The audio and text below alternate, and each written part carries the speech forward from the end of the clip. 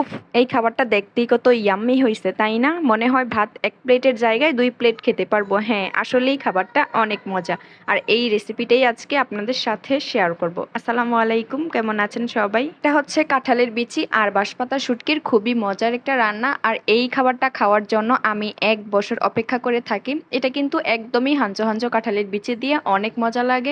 আমি গরম পানিতে কয়েকটা বাঁশপাতা শুটকি ভালোভাবে ধুয়ে নিলাম। আর এই বাঁশপাতা শুটকিটা কিন্তু ভেজাটা, আরেকটা আছে শুকনা, ওইটাতে তত বেশি গ্রান থাকে না, কিন্তু ভেজাটাতেই অনেক সুন্দর গ্রান থাকে। আর এই শুটকিটা কিন্তু আপনাদের দেখেই কিনতে হবে, তাহলে খাবারটার স্বাদ একদমই আপনারা ভালোভাবে পাবেন। তারপর এখানে আমি কিছু শুকনা মরিচ গরম পানিতে ভিজিয়ে রাখছিলাম নরম হওয়ার জন্য। গরম পানিতে শুকনা মরিচটা ভিজিয়ে রাখলে কিন্তু মরিচটা খুব তাড়াতাড়ি নরম হয়ে যায়। এরপর আমি চিকন করে পেঁয়াজ কেটে নিয়েছি, রসুন কেটে নিয়েছি বেশি করে। তারপরে আমি শুটকিটাকেও ভালোভাবে গরম পানি দিয়ে ধুয়ে নিয়েছি। আমার শাশুড়ি মাকে আমি সবসময় দেখি এগুলা পাটায় বেটে নিতে, পেঁয়াজ রসুন মরিচ আর হচ্ছে শুটকি। কিন্তু আমি যেহেতু পাটায় তেমন ভালো বাটতে পারি না, তাই আমি ব্লেন্ডারেই ব্লেন্ড করে নিলাম। আর ব্লেন্ডারে কিন্তু অনেক সুন্দর করে মিশ হয়েছে। এরপর থেকে ভাবছি যে এগুলা রান্না করলে আমি ব্লেন্ডারেই ব্লেন্ড করে নিব। পেঁয়াজ রসুন শুটকি আর হচ্ছে মরিচটাকে ব্লেন্ড করে আমি চলে আসলাম চুলার কাছে। তো চুলাতে প্রথমেই আমি তেলের সাথে কয়েকটা পেঁয়াজ ভেজে নিব। আর এখানে কিন্তু পেঁয়াজ আর একটু বেশি দিলেও সমস্যা নেই, তো আমি একটু কম করিয়ে দিলাম, আপনারা চাইলে বেশি করে দিলেও সমস্যা নেই।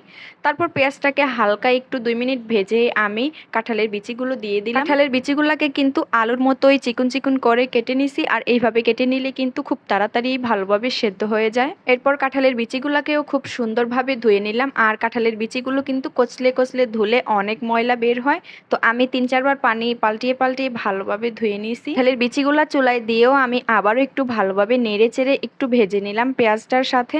এরপরেই এখানে দিয়ে দিব আমি সেই ব্লেন্ড করা রাখা পেঁয়াজ রসুন মরিচ আর হচ্ছে শুটকি।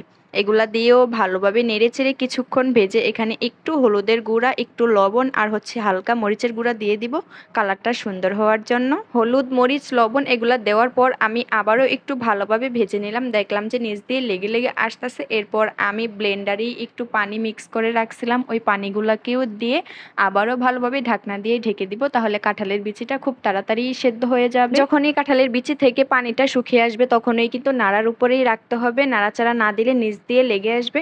আমার শাশুড়ি আম্মু কিন্তু একদম নাড়াচাড়ার উপরেই রাখছিল, 1 মিনিটের জন্য অফ করে নাই নাড়াচাড়া করা। এই খাবারটা রান্না করলে কিন্তু একদিনেই শেষ হয়ে যায় না, আর এটা যত জাল দিয়ে আপনি খেতে পারবেন ততই কিন্তু এটার স্বাদটা আরো বেশি লাগবে।